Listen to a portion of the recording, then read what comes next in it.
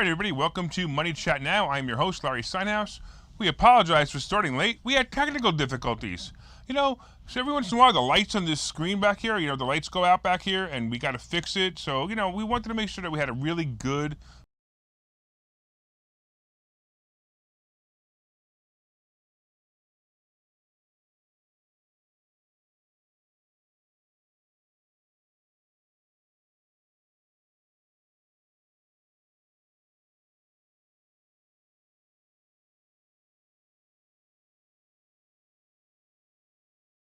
It's the beginning of a new month.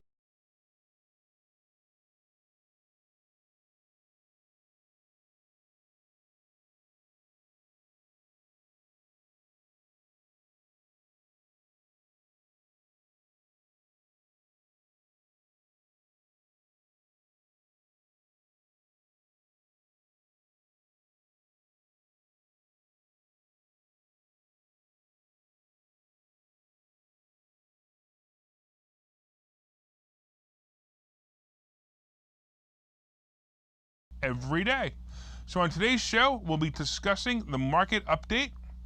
We'll be discussing the COVID pill, the infrastructure vote today, question mark, again. The Facebook files are getting boring. Yep. We'll be talking about the Bank of Google, and of course, my favorite topic, Dictator Newsom, and what he has in mind. And then we'll be talking about the wrap-up and what I think is going to be some great plays coming into the new month. All right, so let's talk about the Dow, S&P, and NASDAQ. First of all, as we know, the Dow actually finished up. It finished up 480 points, which was kind of exciting because at one point it was actually up 600 points, and it did really, really well. It was pretty amazing. The S&P finished up 50 points, and the NASDAQ came out of nowhere to finish up 120 points. Wow, that's just pretty wild. It's just great to see that. It's great to see that we're actually starting to go back towards the positive again. And of course, this came on the news of the heels of the Biden signing the temporary funding bill that prevented a government shutdown. I actually thought they were going to miss this deadline for political reasons. However, it looks like they're more concerned with the infrastructure bill, to play with that 800-pound gorilla instead of working on this. So they let it go, and we're going to talk about that 800-pound gorilla later on in the show. All right, let's go into the first topic today. And the first topic today is Merck's COVID pill.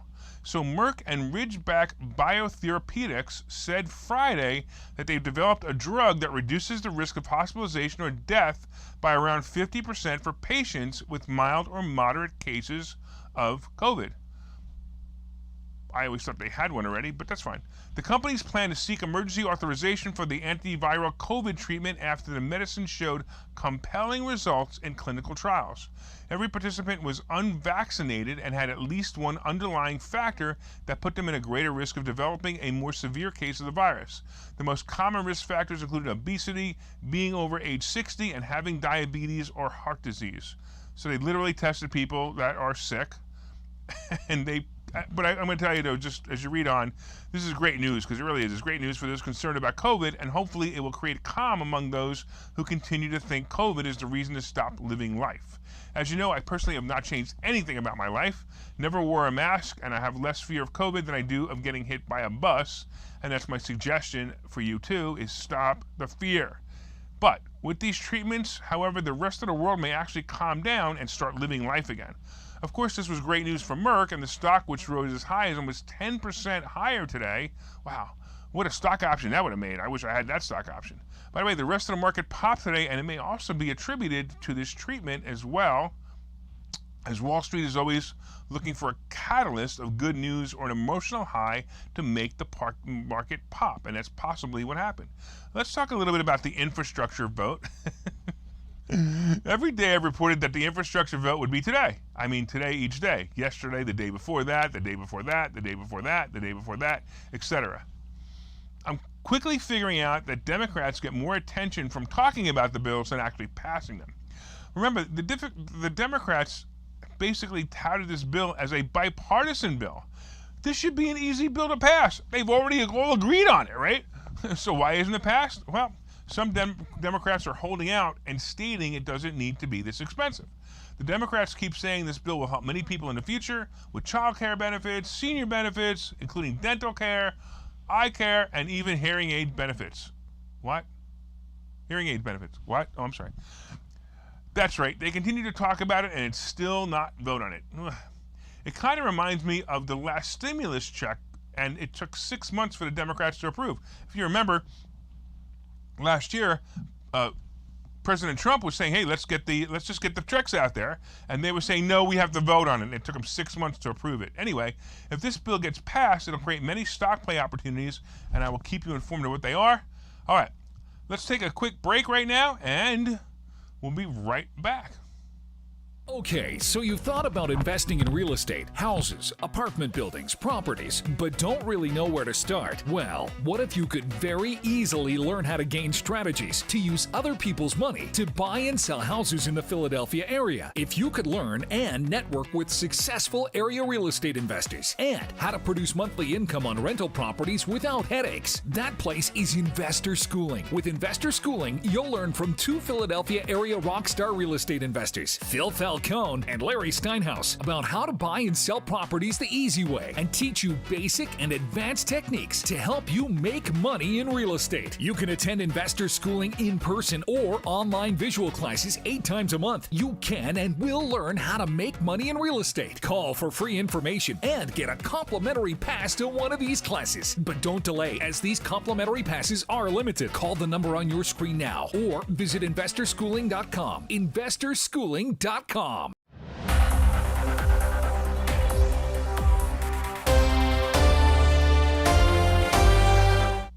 All right, welcome back to Money Chat Now. I'm your host, Larry Steinhouse, and so far we have been discussing the market update. What an awesome day, man. The Dow popped. It was up as high as 600 points at one point. Some of my stocks did very well. I actually got out of a few positions today. I took some profit because nobody ever went broke taking a profit, of course. We also talked about the fact that the infrastructure vote might be again. Oh, boy. And we talked about Merck's mess. Coming up, we got the Facebook files are getting boring. And we got the fact that we'll talk about the Bank of Google. We're going to talk about Dictator Newsom, and then, of course, some of my favorite stocks. All right, let's get into the Facebook files. If you remember, I've been reporting on the Wall Street Journal's new vendetta against Facebook. The Journal reported on many issues over the past 2 weeks and helped open the eyes of legislatures about the fact that Instagram has been targeting children and how they've been affecting the mental health of these children. I've been saying all along that this was a series on the Journal to knock down the stock price of Facebook to make it a great play into earnings, and I still believe that, and it'll be a great play into earnings if you buy it on the next dip. But I started to read the Journal series today once again, and I'm realizing that they're really running out of things to report. Today they were literally calling out the fact that Sheryl Sandberg is losing her power.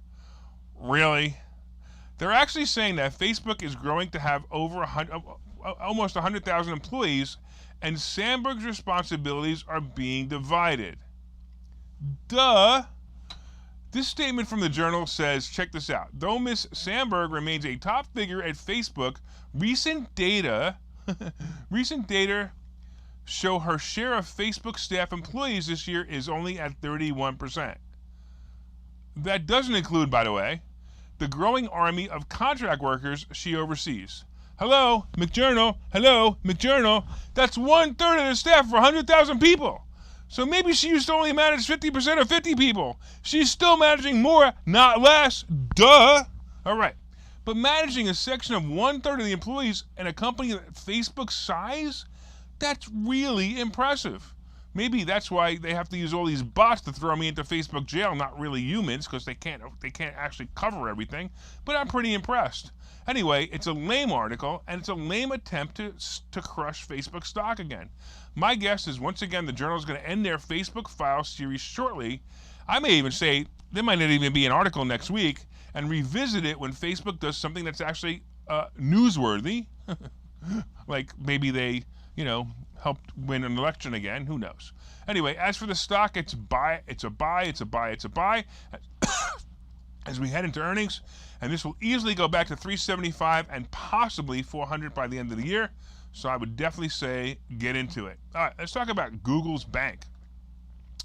So Google is actually scrapping their plans to offer banking services directly to users. The shift comes nearly 2 years after the company first announced its banking plan and several months after a key executive leading the project departed. In 2020, Google said it would let users open a bank account through its Google iPay app. This bank would have been backed by Citigroup, and it would have joined the long list of banking that is attractive to the millennials. So you notice that if you've noticed on TV lately, I've noticed this a lot, there's a lot of companies right now on TV that are advertising to millennials for banking. So they're banking apps, they're simple banking apps with low fees, and I don't know, I go back and forth, because I remember when I was young, you went into this big building and it was a bank and you were intimidated by it. Now you got these apps, everything's an app, okay? If you didn't notice, Apple, by the way, has already started a credit card in partnership with Barclays Bank, and it works seamlessly through your iPay app. Google wanted to do the same thing with its Google Pay on Android phones. The Wall Street Journal first reported the news of the scrap plans on Friday, or today, stating a series of reportedly missed deadlines, along with the departure of Google Pay executive overseeing the project. I actually believe we're going to see this again, and I believe Amazon, by the way, is a bank that's just a few years away. Think about it. Here's what's going to happen. This is going to be absolutely brilliant. The supplier goes to Amazon Bank to borrow money for the goods to buy their product. Amazon Bank, of course, charges them interest. Then Amazon Bank would then lend money to the buyer who buys the product on those terms and more interest. Meanwhile, Amazon also makes money on the product because the buyer bought it on the Amazon platform. So basically, Amazon has zero risk in this transaction, and they make a fortune. They make money on the fact that they bought the product, and they're getting interest on the original buyer who buys the product, who then puts it on their platform, makes money on their platform, and then, of course, what do you think? They sell it on their platform to someone who has Amazon credit. This is called capitalism. It's brilliant. All right, maybe it's not the most beautiful terms, but I love it. I think it's fascinating. Let's talk about dictator Newsom. So we all know that the supreme leader in Washington has some of his generals, and one of his generals right now is dictator Newsom. And when Newsom wasn't recalled, I basically knew California was going to be punished, and here's the punishment. Here it is. California will require COVID vaccine for kindergarten through 12th grade students attending in-person school after full FDA approval. I really hope that the FDA never approves anything, but they already have, because these poor kids are going to get these shots for absolutely no reason. That's right, if you have a child, the age of group that COVID hardly affects, you need to have your child vaccinated or they cannot attend public school. Gruesome will roll out this plan in 2 steps. The mandate will take effect for students. The first part of the mandate will take effect for students age 12 and over the following full approval by the FDA for that entire age group. So as soon as they approve it for age 12 and above, they're going to have to take shots. After that, California will then apply the vaccine mandate to the students under 12 years old in a second phase after full FDA authorization takes place in that age group. I hope it never happens. I really do. I feel terrible for these people. Of course, the third step will be a mass exodus from California, if there's anyone even left in California at this point paying all those taxes anyway. When is this country going to stand up for itself and the principles it was founded on? This is unbelievable that they actually have the thought that we have to give these kids these shots for this COVID vaccine for a cold. It's a freaking cold. All right, it's a bad cold. Don't get me wrong. People die from it. I get it, but it's just a cold. Stop it already. All right, I'm going to go take a chill pill while we go to commercial. So we'll see you when I get back. Investor schooling needs a new slogan. Investor schooling? Never heard of. Investor schooling? Never heard of them. Investor schooling? Never heard of them. Any suggestions? Phil? Investor schooling. We never heard of you either. Investor Schooling. We never heard of you either. Register for a free class at investorschooling.com. Investor schooling. Those guys are everywhere. Investor schooling? Those guys are everywhere. Investor schooling. Those guys are everywhere. Investor Schooling. Those guys are everywhere. Register for a free class at investorschooling.com.